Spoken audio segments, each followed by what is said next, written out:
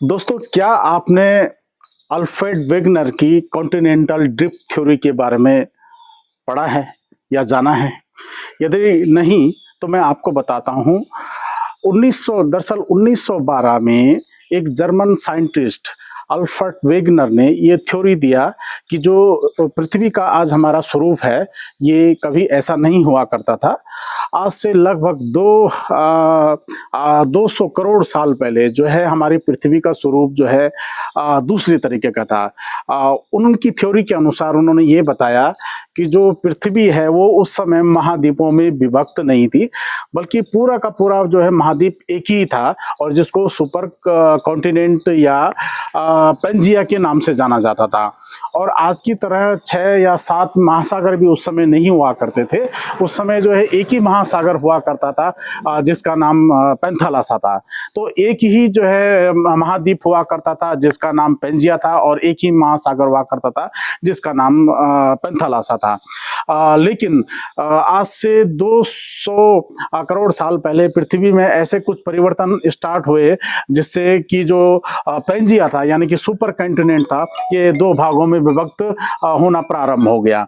और आज से लगभग 1800 करोड़ साल पहले ये जो पेंजिया जो महाद्वीप है वो 2 भागों में विभक्त हो जाता है, और उसके जो ऊपरी भाग है उसको बोला जाता है लॉरेशिया या अंगारा लैंड, और जो उसका निचला भाग होता है यानी दक्षिणी भाग होता है उसको बोला जाता है गोंडवाना लैंड। और इन दोनों यानी कि जो अंगारा लैंड है या लॉरेशिया है और गोंडवाना है, उसके बीच में एक महासागर भी था जिसका नाम था तैथिस सागर। इसके बाद जो है पृथ्वी में जो है परिवर्तनों का दौर जो है जारी रहता है, और उसके बाद जो है कुछ समय बाद जो है जो लॉरेशिया था वो भी जो है विभक्त होकर कुछ महाखंडों में बंट जाता है, और जो गोंडवाना लैंड था वो भी जो है आगे चलकर कुछ महाखंडों में विभक्त हो जाता है। लेकिन आप सोच रहे होंगे कि आज मैं ये सब आपको क्यों बता रहा हूँ। दरअसल इसके पीछे की वजह यह है कि अल्फ्रेड वेगनर ने जिस अपने कॉन्टिनेंटल ड्रिफ्ट थ्योरी में जिस गोंडवाना लैंड का नाम दिया है, मैं आज उसी गोंडवाना लैंड पर स्थित हूँ। तो चलिए, मैं आज आपको जो है एक ऐसे जगह का भ्रमण कराने जा रहा हूँ जो कि अपने आप में काफी अद्भुत है और काफी अनोखी है। तो चलिए मेरे साथ।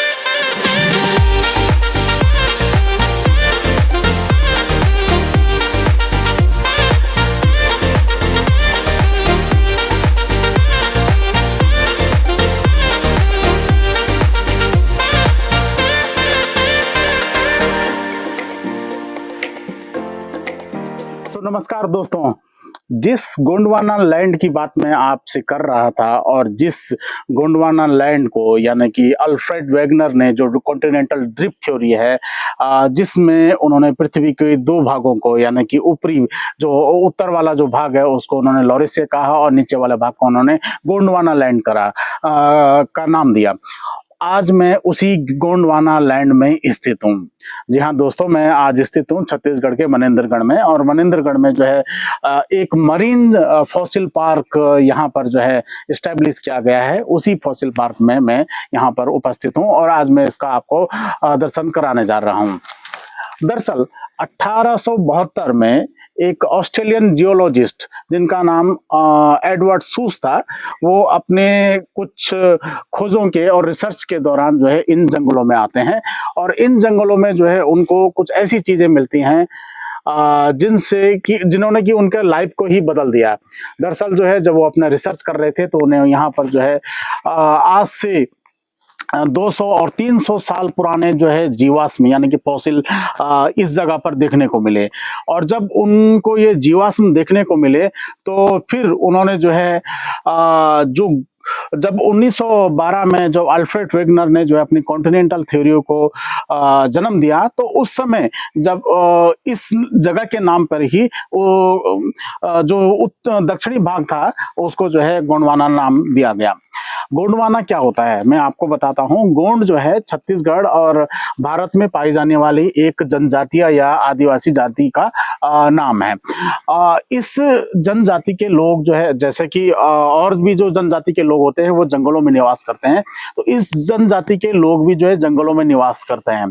तो गोंड जो लोग थे वो वनों में निवास करते थे। तो एडवर्ड सूज ने जो है गोंड और वन, और जब हम वन को अंग्रेजी में लिखते हैं तो उसको वन ना लिखा करके वना लिखा जाता है, यानी कि उसके पीछे ए लिखा जाता है। अक्सर मतलब जो है अंग्रेजी में जैसे अर्जुन होता है तो उसको अर्जुना लिखा जाता है, योग को है तो योगा लिखा जाता है। तो ठीक इसी तरीके से जब उन्होंने गोंड और वन यानी कि गोंडों की धरती या गोंडों के जंगल का नाम लिखा तो वो गोंडवन ना होकर के गोंडवाना हुआ। और इसी गोंडवाना के नाम पर जो है अल्फ्रेड वेगनर की जो कॉन्टिनेंटल ड्रिफ्ट थ्योरी में जो उसका साउदर्न पार्ट है उसको नाम दिया गया गोंडवाना। तो आप समझ सकते हैं कि इस जगह का कितना महत्व है, कितना जो है ये हमारे इतिहास में जो है महत्वपूर्ण स्थान रखती है। तो चलिए मैं आज आपको जो है इसका जो है अवलोकन कराता हूँ, देखते हैं यहाँ पर क्या क्या है और इनका हमारे लिए क्या महत्व है। इस बात का अंदाजा इसी बात से लगाया जा सकता है कि हम में से किसी ने भी डायनासोर को नहीं देखा है। डायनासोर के बारे में हम जितना भी जानते हैं वो जीवाश्म के माध्यम से ही हमें जानकारी मिली है कि डायनासोर का साइज इस तरीके से रहा होगा, वो उनकी हाइट इतनी होती होगी, उनकी चौड़ाई इतनी होती होगी। तो हमारे भूगोल को जानने के लिए और हमारे जो है अतीत को जानने के लिए जो है जीवाश्म या फॉसिल का जो है बहुत बड़ा योगदान होता है। और दोस्तों जो जीवाश्म है वो होता क्या है? दरअसल जो कोई भी चाहे इंसान हो या पेड़ पौधे हो या जानवर हो, अगर उसकी मृत्यु हो जाती है और मृत्यु होने के बाद जो है या उसको जो है तुरंत जमीन में वो दफन हो जाता है, या ऐसा कहना चाहिए कि वो इतनी गहराई में दब जाए कि वहाँ उसकी बॉडी को जो है ऑक्सीजन के मॉलिक्यूल ना मिल पाए। तो इस दशा में जो है उसका जो शरीर होता है वो सड़ता नहीं है, डिकम्पोज नहीं होता है, बल्कि जो है वो धीरे धीरे धीरे करके जो है परत दर परत चट्टानों के बीच में समा जाता है। और आने वाले जो है करोड़ों साल के बाद जो है यही जो है फॉसिल का रूप धारण कर लेता है। ये फॉसिल कई तरीके के हो सकते हैं। ज़्यादातर जो है फॉसिल में जो है क्या होता है कि जो जीव है चाहे कि हो सकता है कि पेड़ पौधा हो या इंसान हो या जानवर हो, उसका जो है उसमें शरीर का कोई अंग नहीं होता है, बल्कि उसका एक सिर्फ इम्प्रेशन होता है, मतलब छाप जो है उसकी चट्टानों के बीच में रह जाती है। कभी कभी क्या होता है कि कुछ जीवाश्म इस तरीके के भी होते हैं कि जिनमें जो है बॉडी का जो हार्ड पार्ट होता है, यानी कि जो सॉफ्ट पार्ट है, जो मतलब हमारा शरीर का जो मांस वगैरह है वो तो जो है मिट्टी में मिल गया, लेकिन जो हार्ड पार्ट है वो जो है चट्टानों के बीच में रहकर जो है सुरक्षित रह जाता है और उसके बाद ही जो है वो चट्टान का रूप धारण करता है, उसी को जो फॉसिल्स बोलते हैं। तो इन सारी बातों से स्पष्ट होता है कि फॉसिल्स जो है हमारे लिए कितना महत्वपूर्ण है। और आप ये जो पीछे देख रहे हैं ये फॉसिल्स नहीं है, ये जीवाश्म नहीं है, बल्कि यहाँ पर इस एरिया को जो है टूरिस्ट एरिया में तब्दील करने के लिए, यानी कि यहाँ पर जो है जीवाश्म को तो लोग देखेंगे, लेकिन जो है टूरिस्ट भी आकर के यहाँ पर आएँ और उसको देखें, तो उसके लिए जो है चट्टानों पर इनको जो है इस तरीके से उत्कीर्ण किया गया है ताकि जो है पर्यटकों को जो है यहाँ पर एक अच्छा लुक जो है देखने को मिल सके। हाँ, लेकिन ये जो चित्र यहाँ पर उत्कीर्ण कहे गए हैं उनका जो है वैज्ञानिक नाम भी यहाँ पर लिखा गया है, उनकी साइज कितनी होती थी वो भी यहाँ पर दिखा गया है। तो काफी अच्छा मतलब जो है यहाँ पर मुझे आके फील कर रहा है, और आई होप कि जो आप मेरा वीडियो देख रहे होंगे आपको भी अच्छा लग रहा होगा कि कितने महत्व की ये जगह हमारे देश में है। जैसा कि मैंने आपको बताया कि फॉसिल्स तो यहाँ पर है ही, लेकिन जो है टूरिस्ट को अट्रैक्ट करने के लिए जो है कुछ इस तरीके के जो यहाँ पर जो चट्टानें हैं, इन चट्टानों पे भी जो है इस तरीके के चित्र यहाँ पर उत्कीर्ण किए गए हैं, ताकि जो है टूरिस्ट को एक अच्छा लुक ये दे सके। तो आप जैसे कर इसका नाम जो है एनिमल बर्ड है ना। और इसकी जो साइज है, लिखा हुआ है कि इसकी जो लंबाई है वो ये 3 मीटर है, यानी कि 3 मीटर लंबा हुआ करता था। और कब ये पाया गया, तो जो है ये 1000 करोड़ साल पहले जो है ये यहाँ पर पाया जाता था। इसके अलावा और बहुत सारे यहाँ पर जो है चित्र यहाँ पर उत्कीर्ण किए गए हैं, ये देख सकते हैं। ये 9 से 10 मीटर लंबा एक जीव है। इसके अलावा जो है दरअसल जो है इनके नाम जो है जिस नामों से इनको हम जानते हैं वो नाम यहाँ पर नहीं लिखे हुए हैं, इनके वैज्ञानिक या साइंटिफिक नाम यहाँ पर लिखे हुए हैं। तो देख सकते हैं बहुत सारे जो है यहाँ पर आपको ऐसे जीवों के जो है चित्र देखने को मिलेंगे।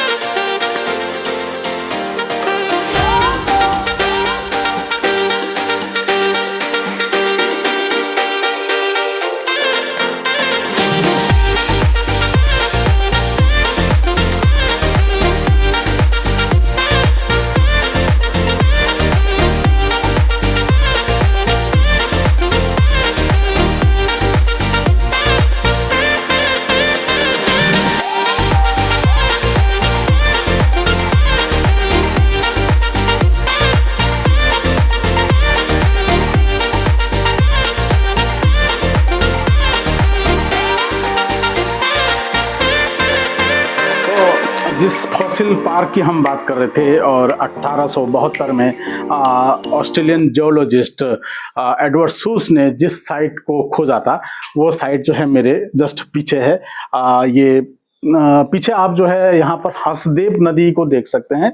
ये जो पीछे जो है नदी फ्लो कर रही है, ये हसदेव नदी है, और उसी के किनारे है ये बनाया गया मरीन फॉसिल पार्क। तो कुछ देर बाद जो है हम नीचे जाएंगे और साइट पे जाके भी वहाँ देखेंगे कि वहाँ पर किस किस तरीके के जीवाश्म मिलते हैं। लेकिन मुझे लगता है कि जो है फॉसिल पार्क के अलावा जो है ये जगह काफ़ी खूबसूरत है, क्योंकि सामने नदी बह रही है, काफ़ी हरा भरा ये एरिया है।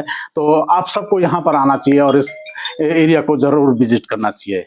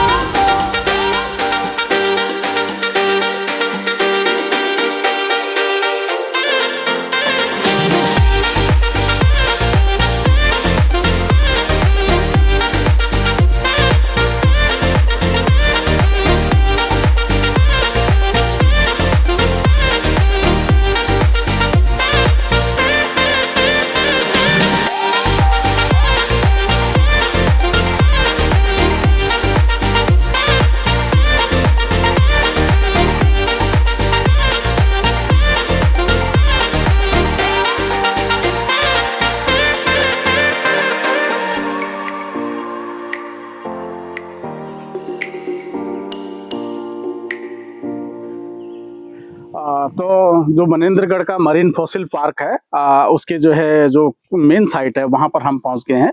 और आप अगर इसको देखेंगे तो इसमें जो है चारों तरफ से ये जाली लगाई गई है, घेरावट है, ताकि कोई जो है इसको नुकसान ना पहुंचा सके और इसके जो है अस्तित्व को कोई खतरा ना पहुंच सके। तो चलिए जो है मैं इसको आपको करीब से जितना संभव, इसके अंदर हम जा नहीं सकते हैं क्योंकि इसके अंदर जाने की हमें अनुमति नहीं होगी, लेकिन जहां तक मैं कोशिश करूंगा कि जहां तक पॉसिबल हो मैं आपको इसको दिखाता हूं।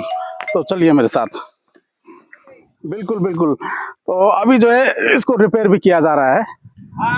ये बात और उम्मीद करते हैं कि जब दूसरी बार आएंगे तब ये जो है काफी बेहतर अवस्था में होगा। यस, तो यहाँ पर जो है बिल्कुल हम जो है प्रत्यक्ष जो है अपनी नंगी आंखों से देख पा रहे हैं, ये जीवाश्म हमें यहाँ पर दिखाई दे रहे हैं, जीवाश्म। शोभित जी इसको दिखाएंगे है ना, ये देखिए, देखो ये एक साक्षात जो है जीवाश्म है। वहां से सर आप पूरा देख सकते हैं। बिल्कुल बिल्कुल बिल्कुल। इसके अलावा ये हैं। ओ माय गॉड, अगर इसको खोदेंगे तो इसके अंदर और भी मिल जाएंगे। मगर सर अनुमति तो नहीं है ना, अनुमति नहीं है। Yes yes. और यहाँ पर जो है काफी और जीवाश्म है। हाँ, ऊपर में है। और आप ऊपर आ जाइए तो लीजिए, ऊपर साइड दिखता है बढ़िया। अभी चारा हो रहा है ना बरसात। अभी साल सर काफी बारिश हुआ।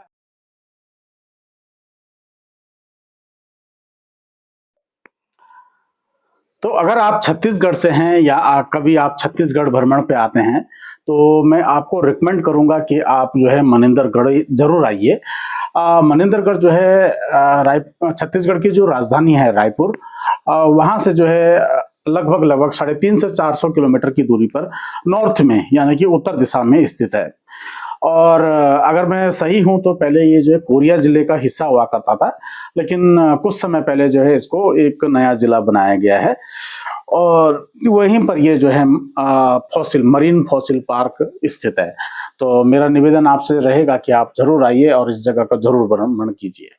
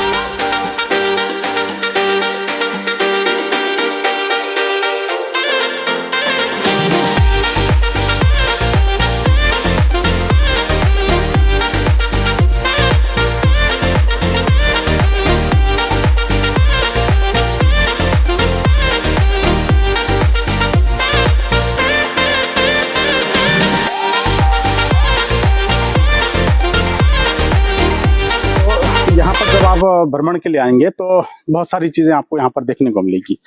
फॉसिल्स तो आपको यहाँ पर डेफिनेटली देखने को मिलेंगे। इसके अलावा यहाँ पर जो एक इंफॉर्मेशन सेंटर भी है, जिसमें कि जो एवोल्यूशन से संबंधित यानी कि विकास से संबंधित, जो मानव विकास से संबंधित जानकारी है, उसको भी जो है यहाँ पर डिजिटल फॉर्म में आपको दिखाया जाएगा। ऐसे यहाँ पर चित्र हैं, वॉल पेंटिंग है, रिसर्च पेपर हैं, वो सब भी आपको यहाँ पर देखने को मिलेंगे। उसके अलावा जो यहाँ पर जो चट्टानों के ऊपर जो है उत्कीर्ण की गए जो कलाकृतियाँ हैं प्राचीन जीव जंतुओं की, वो भी आपको देखने को मिलेंगी। सामने जो है आपको हसदेव नदी का जो है खूबसूरत नज़ारा भी देखने को मिलेगा। और इसके अलावा जो है एक चीज़ और यहाँ पर आपको देखने को मिलेगी, वो है कैक्टस गार्डन। तो चलिए मेरे साथ कैक्टस गार्डन में। और यहाँ पर जो है लगभग जो है 100 से भी ज़्यादा प्रजातियों के जो है कैक्टस यानी कि नागफनी को यहाँ पर बड़ा किया जा रहा है। तो चलिए और एक बार उनको भी हम देखते हैं, आइए मेरे साथ।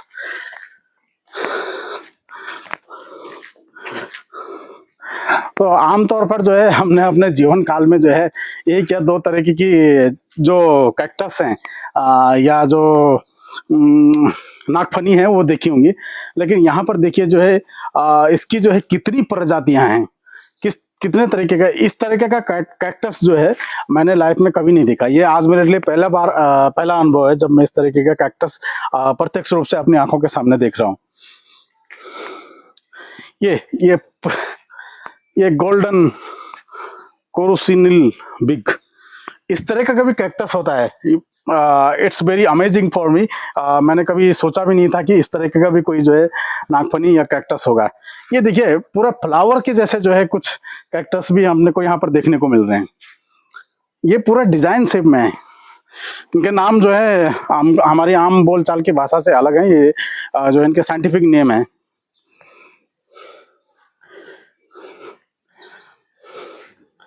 काफी दुर्लभ और क्या प्रजाति के जो है ये कैक्टस को यहाँ पर इन्होंने संरक्षित किया हुआ है। एक बार इनको भी दिखा दीजिएगा।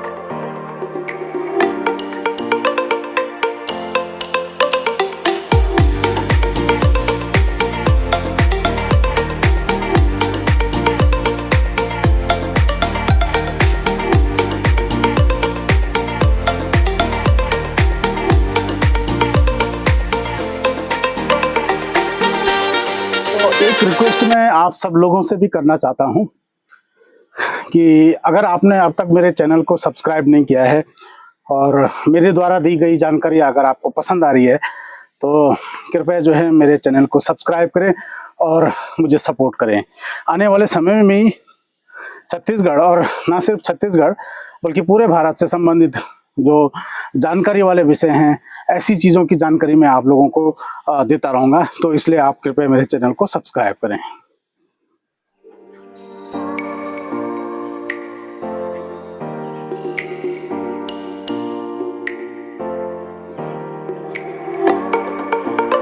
वाह,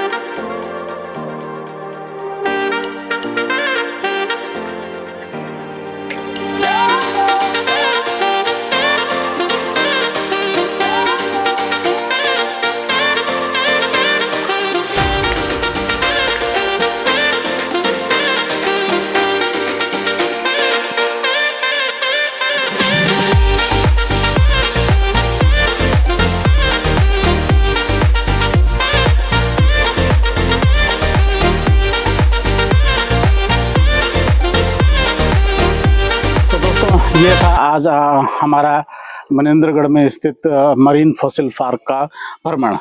तो आप जो है कमेंट करके बताइएगा कि आपको जो है ये जगह कैसी लगी। मुझे बहुत अच्छी लगी है और काफ़ी नई जानकारी जो है यहाँ पर मुझे मिली है। तो अगर आपको भी इस तरीके का जानकारी पसंद आता है और आपको मेरे द्वारा दी गई जानकारी पसंद आती है तो मेरे चैनल को सब्सक्राइब कर लीजिए और आने वाले समय में जो है और इस तरीके का और भी वीडियो मैं आप लोगों के लिए बनाऊंगा।